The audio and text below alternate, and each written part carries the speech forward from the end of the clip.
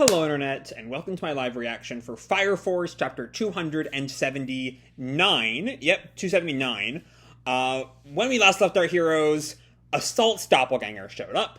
And unlike the real Assault, the doppelganger will not be lured by sex. The faith that the White Cloud have in him is so strong that it sort of overrides the real Assault's intense, debilitating horniness, meaning that Tamaki cannot just easily knock him out by taking her clothes off. And we are kind of reminded that Assault actually is really powerful. And had he gone up against anyone besides Tamaki, he would have been taken out. So yeah, the Company 8 is very much on the back foot in that fight until Juggernaut shows up. And it looks like we're going to be getting maybe Juggernaut and Tamaki versus Assault. Like I mentioned in my last video, I do hope that this gives more of a role for Tamaki than the Orochi fight did, especially since we haven't really seen Tamaki utilize her training in Asakusa really at all, I don't think.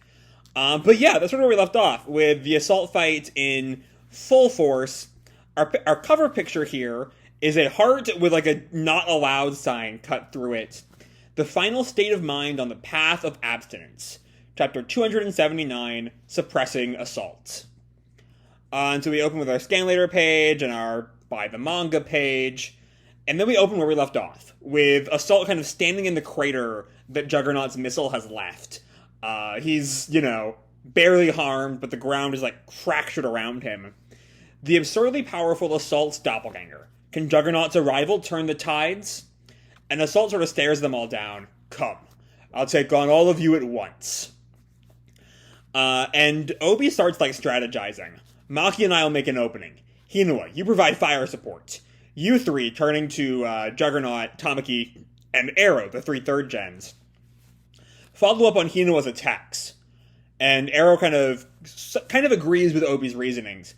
Assault may be strong, but if we all come at him like this, then maybe... And they all set off, let's go! And Hinua just goes ham on him, having all of these lines of bullets. Oh, wait, no. I am reading that in the exact wrong direction. I was a little bit confused for a second, because I didn't think Hinua had that much fire control. And it's because I'm reading this the wrong way. Those aren't lines heading towards Assault. They're lines heading from Assault. And that's bad. That's bad. All those flame attacks with, barely any effort at all headed straight towards Company 8, shocking Obi and Maki. And yeah, the ground around them just erupts. Obi sent flying back, as is... Oh no, Maki... I was about to say Maki gets sent flying back. Maki actually tries to go in on the attack. She lands a kick on Assault. We'll see how well that actually works. But either way, I think Assault tries to go for an attack, and Maki dodges for another attack on her own, but I think this time Assault does hit her, and slams her into the ground. Hinua calls, Maki! And he shoots another bullet he shoots an actual bullet, not another bullet, his first bullet of the chapter, towards Assault, and just keeps on firing his flame-powered bullets. And Assault just counterattacks. And Hinua's also then sent flying. Obi, it's now his turn, rises up in front of Assault, and he's Obi's kind of leaning like this over him, and Assault just kind of presses his finger against Obi's palms and freezes him, or pushes back, just with the strength of a single finger per hand, shocking Obi. What? You've come at me with all your might. But I won't be taken down by might, either. And he readies a fist and slams it straight into Obi. I don't know how we win this. I mean, narratively, this is Tamaki's fight to win, right? Looking at it, taking a step back, treating this as a story, as the kind of meta nature of the current state of Fire Force wants us to do, this is clearly the part where Tamaki finally gets to show the fruit of her training back in Asakusa, 100 chapters ago, and, gets this great win against this powerful adversary. But, in actuality, I don't quite see how she does that. Admittedly, we only saw very little of her Fire Cat form back when she was chasing the twins. But, Assault can hold back Obi with a single finger per hand. Like, that's ridiculous. I don't know how she wins this. I got no idea. Anyway, the force of Assault's fist just freezes Obi, who can only let out a and he falls to his knees. All three of them defeated. Assault stands over them all. Obi, Maki, Hinawa, all bloodied and bruised, and pretty much down for the count, leaving just Arrow, Tamaki, and Juggernaut. Also Vulcan and Victor, who are also there, but again, can't really fight, so they're kind of in the background. Vulcan, shocked, no way! The captain, the lieutenant, and Maki were all taken out in an instant? And Victor's in, like, full panic mode. Is this Assault's true power? Arrow, though, no matter the consequences, readies her attack. Ha! But before she can even let out an arrow, Assault just comes right up to her, calls her filthy traitor, and puts his fingers right up to her neck. And I'm not quite sure what he does there. Like, does he, like, flick her or something? Either way, next time we see her, she's on the ground. And he turns to Tamaki and Juggernaut. All that's left is the two of you and the non-powered. And Vulcan then comments, which reminds me, where the hell is Joker?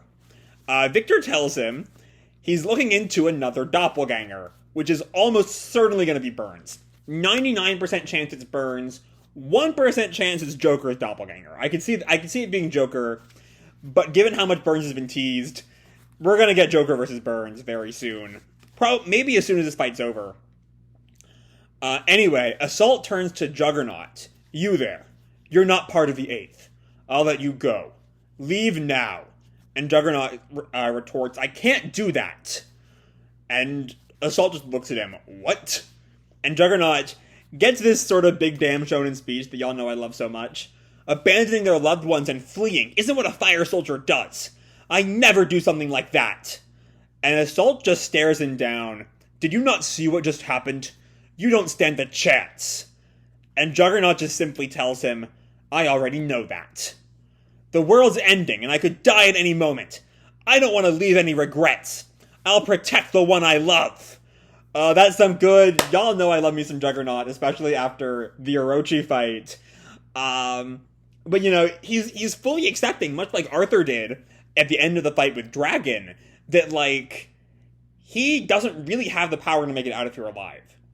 And he's gonna do what he can before he dies. And if he dies, then he dies. That's where his fate is taking him. Anyway, good fucking shit there. Y'all know I'm always in for that. And Tamaki's sort of taken aback. Juggernaut? And Juggernaut tells her, Kotatsu-san, if we're able to save the world... And he looks back at her, will you go on a date with me? And he finally got to confess to her. Not really the best time, but Tamaki's sort of taken aback. Tamaki's never really commented on Juggernaut's feelings. I'm generally a fan of Juggernaut Tamaki, as much as I'm a fan of any ship in this series. This isn't really a shipping series for me, in case that wasn't super obvious. But I do always think back on that line at the start of right before the first pillar showed up, where Tamaki, like, heavily implied that Iris should get with her. So I'm not quite sure how we're supposed to read this, if it's just sort of stunned and kind of embarrassed, or she actually does kind of reciprocate. Because again, she's never really commented one way or the other on Juggernaut as a romantic prospect. Certainly not in the way that Juggernaut has to her. Either way, focusing on the main focus of the chapter, Assault is just ready to fucking kill Juggernaut, and just slams him in the chest. Die already! And I'm curious though, given the absolute batshit nature of Juggernaut's clothing, will that actually hit him, or is Juggernaut's body like off to the side or something? At the very least, if it didn't, it seems to have hit Juggernaut, and it does send him flying. And Assault just yells, someone who speaks of love during battle is soft. They have no right to the field of battle. And I guess with that, Juggernaut is down. Yeah, I think he is. There's something behind Assault in this panel. I can't quite make out what that's supposed to... Or, no, there's two things behind Assault. I'm not sure what that... Like, one of it... Oh, I think that's Juggernaut's legs. Yeah. Because I'm about to say one of it looked like the weird shoes the White Clads have going on. But I think it's Juggernaut's prosthetic leg is one of them. But yeah, with that, Juggernaut is down, and it's just Tamaki. Tamaki Kotatsu. You're all that's left. Oh, I kind of thought of a really bad ending that I don't really want to happen, but given how quickly everyone was taken out, I could see the real Assault showing up and being the one to fight Doppel Assault. I'm not really down for that. I want this to be Tamaki's big moment, but we'll see. Anyway, Assault steps towards her, and I don't know if this is intentional, but Tamaki throws her jacket back up for Lucky Lecher Lure, and Assault sort of counters, "You're wasting your time. That has no effect on me." But then these two women show up. What? And I remember something about Tamaki's backstory, that she was sort of mocked in the academy or the convent, right? I forget the exact details. But these two women show up. They might be the same women from that flashback. What on earth? What a whorish fire soldier. And Tamaki's sort of stunned as all these people all kind of crowd around her. They're all kind of shadowed out. And Assault gives this big speech. "You objectify yourself. There is no need for sex appeal in this world." No need for sex appeal? That's a bad thing for Okubo. The 8th stands on the brink of destruction. It's do or die, Tamaki. To be continued after 280, Lucky Lecher. Okay. God, this chapter. I will say, it is better than any other Assault chapter in the series, which, I'm never been the biggest fan of them. I think his kind of comedy chapter in the 150s worked relatively well, but his fight in the Nether is kind of a series low point for me. But yeah, this is just... the chapter is called Suppressing Assault, and that is, definitively the thing that does not happen in this chapter. Everyone tries to suppress Assault. Maki does, she fails. Hinowa does, he fails. Obi does, he fails. Arrow and Juggernaut, I guess, try. They don't really manage to do to even really make an effort to succeed before they both fail. And it's Tamaki alone. We get some good drama with Juggernaut before we get to Tamaki alone. His whole, I cannot abandon Tamaki, I'm not a coward who will just run away. Even if I am destined to lose here, I'll protect her to the end. Which, that's some good fucking shit. That's some good fucking shit right there. It doesn't really result in anything as he kind of goes flying, which, I said last time and at the beginning of this video, I predicted this fight would largely be a tag team between Juggernaut and Tamaki, and that I wanted more from Tamaki than what happened during the Orochi fight. But it looks like it's just going to be Tamaki. And I'm not quite sure how it's going to turn out. The title Lucky Lecher gives me some room for concern. I could see that being... The fact that the next title is Lucky Lecher is that the arc of the next chapter is Tamaki using Lucky Lecher and, finally wearing down Assault's, sex shields, I guess. That would be the worst possible outcome, but that title gives me some cause for concern.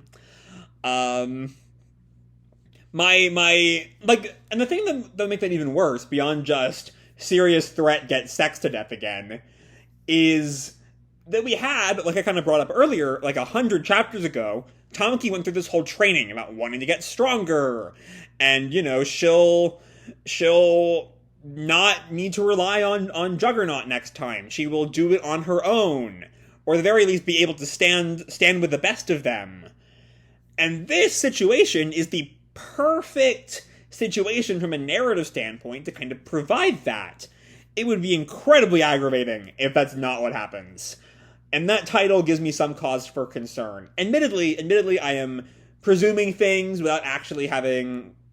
I'm getting mad at something that has not actually happened, so I'm not gonna be too harsh yet, but I'm a little bit on edge with that chapter title. The chapter itself, though, is a lot of fun. It's, seeing just the overwhelming power that Assault has. And Tamaki now kind of stands alone. I am curious, one more thing before I kind of call off, is what is going on with the people?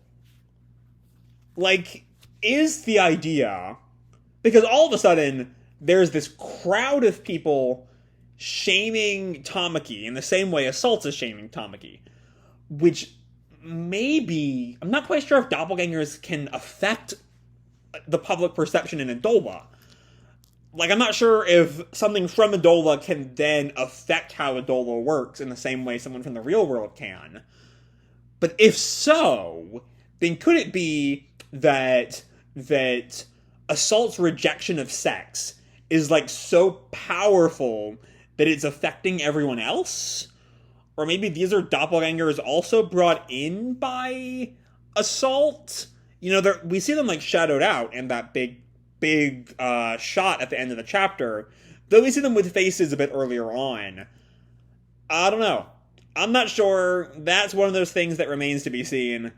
Either way, a lot of fun here. There is a little bit of cause for concern going forward, but again, that's a going forward problem. But yeah, I think I'm going to leave this video off here. Hope you all enjoyed the chapter and the video itself. If you did, feel free to drop me a like or subscribe, do whatever makes you happy, And remember, your life is your own, okay? Bye!